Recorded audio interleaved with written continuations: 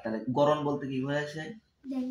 শারীরিক গড়ন মানে হচ্ছে তোমার আমাদের শারীরিক কাঠামো গঠন, একেই গড়ন বলা হয়। হ্যাঁ, তাহলে দেখো যে হচ্ছে এখন কারো হচ্ছে তোমার পা নাই, কারো হচ্ছে একটা কান নাই, কারো হচ্ছে তোমার হাত নাই, এমন আছে না লোক?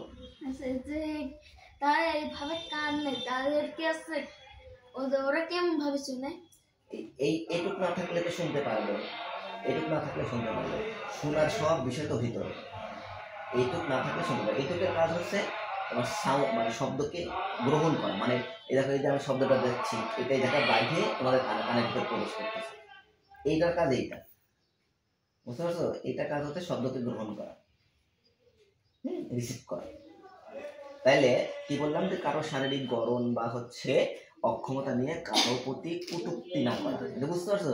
যে হচ্ছে কারোর হাত নাই তাদেরকে বলা যাবে না হাত কাটা ন্যাংরা, ন্যাংরা বলা যাবে না, তাদের